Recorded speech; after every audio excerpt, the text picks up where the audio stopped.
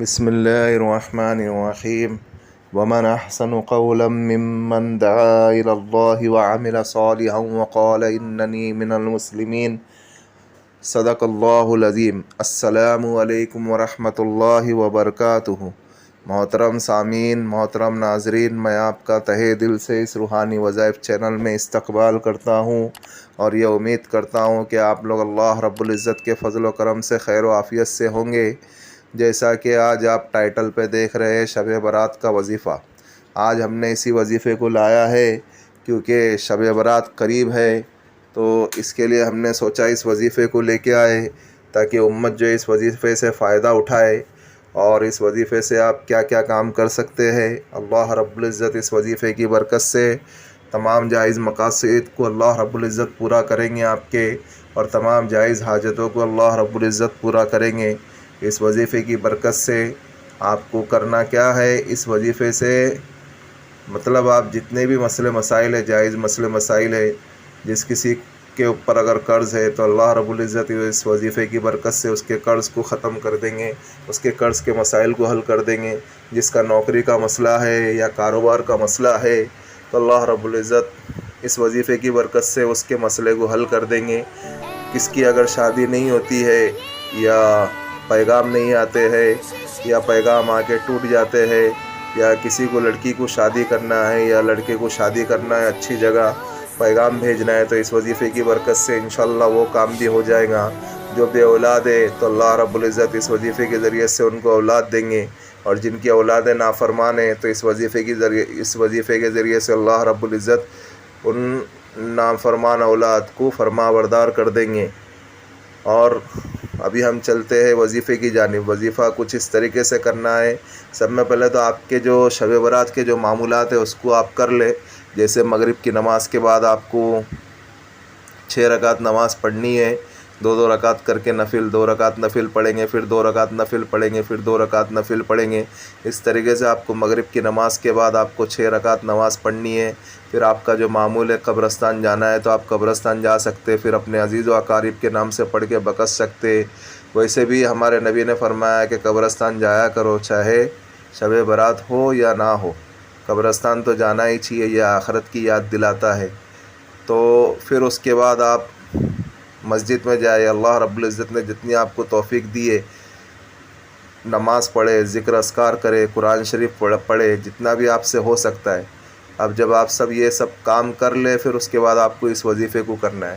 آپ کو کیا کرنا ہے، اور سب میں پہلے ہم جو ہے شب برات کا موقع ہے، ہم جو ہے ہمارے دلوں کو صاف کر لے ہوئے، کسی سے بھی بغض و عداوت نہ رکھے، اور کسی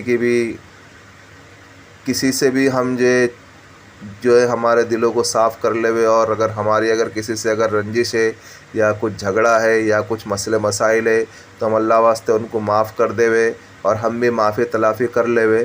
پھر اس کے بعد جو ہے آپ جو اس وظیفے کو کرے، شب برات آنے سے پہلے آپ یہ سارے کام کر لے، اور پھر اس کے بعد جو ہے آپ جو ہے شب برات میں جتنی اللہ رب العزت نے آپ کو توفیق دی ہے، استعداد دی ہے، نماز پڑھے، ذکر اذکار کرے، قرآن شریف پڑھے، اس کے بعد آپ کو اس وظیفے کو کرنا ہے۔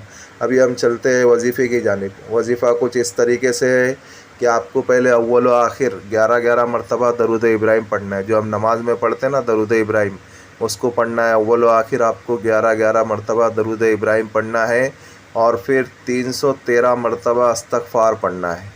استغفر اللہ الذی لا الہ الا هو الحی القیوم واتوب الیہ، یہ ایک مرتبہ ہوا۔ استغفر اللہ الذی لا الہ الا هو الحی القیوم واتوب الیہ، یہ 2 مرتبہ ہوا۔ استغفر اللہ الذی لا الہ الا هو الحی القیوم واتوب الیہ، یہ 3 مرتبہ ہوا۔ اس طریقے سے آپ کو 313 مرتبہ پڑھنا ہے۔ اور اگر آپ کو پورا استغفر اللہ نہیں آتا ہے تو آپ خالی استغفر اللہ استغفر اللہ استغفر اللہ بھی پڑھ سکتے ہیں، مگر اپنے گناہوں کو یاد کرتے ہوئے ندامت کے ساتھ اور دھیان کے ساتھ پڑھے، اور اللہ رب العزت سے دل میں ہمارے گناہوں کی معافی بھی مانگتے رہے، اور 313 مرتبہ آپ کو استغفار پڑھنا ہے۔ پھر اس کے بعد آپ کو استغفار کے بعد آپ کو یہ پڑھنا ہے سبحان اللہ و بحمدہ سبحان اللہ العظیم، یہ ایک مرتبہ ہوا۔ سبحان اللہ و بحمدہ سبحان اللہ العظیم، یہ 2 مرتبہ ہوا۔ سبحان اللہ و بحمدہ سبحان اللہ العظیم، یہ 3 مرتبہ ہوا۔ اس طریقے سے آپ کو 313 مرتبہ اسی تسبیح کو پڑھنا ہے، سبحان اللہ و بحمدہ سبحان اللہ العظیم۔ اور پھر واپس آپ کو 11 مرتبہ درود ابراہیم پڑھنا ہے۔ ایک بار اور بتا دیتا ہوں، اول آخر آپ کو 11 مرتبہ درود ابراہیم پڑھنا ہے اور 313 مرتبہ استغفر اللہ پورا پڑھنا ہے۔ استغفر اللہ الذی لا الہ الا هو الحی القیوم واتوب الیہ، یہ 1 مرتبہ ہو۔ اسی طریقے سے آپ کو 313 مرتبہ پڑھنا ہے۔ اگر یہ پورا نہیں آتا ہے پڑھنے تو خالی آپ استغفر اللہ استغفر اللہ استغفر اللہ بھی پڑھ سکتے ہیں اس کو، اور اپنے گناہوں کو یاد کرتے ہوئے پڑھنا ہے، ندامت کے ساتھ پڑھنا ہے اور دھیان کے ساتھ پڑھنا ہے۔ اور پھر سبحان اللہ و بحمدہ سبحان اللہ العظیم، اس کو بھی آپ کو 313 مرتبہ پڑھنا ہے۔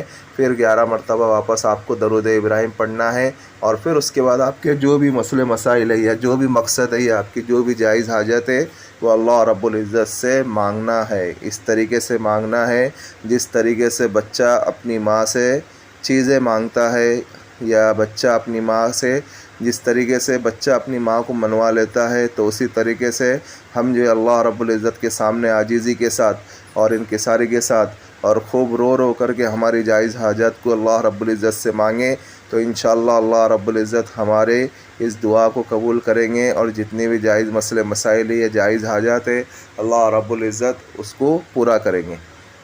تو یہ عمل جو ہے بہت مجرب ہے اور بہت آزمودہ ہے، اور کتابوں میں مصنف لکھتے ہیں کر کے کہ آپ اس عمل کو کریں، اور پھر آپ اس عمل کی اس وظیفے کی برکت کو آپ دیکھیں۔ آپ خود دیکھ سکتے ہیں کہ آپ کے جو بھی مسئلے مسائل ہو، چاہے روزی کے تعلق سے یا اور کوئی بھی مسئلے مسائل ہو جائز، اللہ رب العزت اس کو پورا کرتے ہیں، مگر شرط یہ ہے کہ یقین کے ساتھ اور اللہ رب العزت کی ذات کے اوپر یقین ہو، اللہ رب العزت مسئلے کو حل کرتے ہیں۔ اور بھائی یہ جو ہمارا چینل جو ہے روحانی وظائف چینل ہے، یہ عملیات کا چینل ہے، یہ وظائف کا چینل ہے۔ میری آپ سے درخواست ہے کہ آپ اس کو سپورٹ کریں، سبسکرائب کریں۔ جن لوگوں نے سبسکرائب کر دیا ہے تو بیل آئیکن کو دبا دیں، تو اس سے ہماری نیو آنے والی ویڈیو کا نوٹیفیکیشن ان تک ملتا رہے، اور شیئر کریں دوسرے مسلمانوں میں، اور لائک کریں۔ ملتے ہیں نیکسٹ ویڈیو میں، دعاؤں کی درخواست۔ اللہ حافظ۔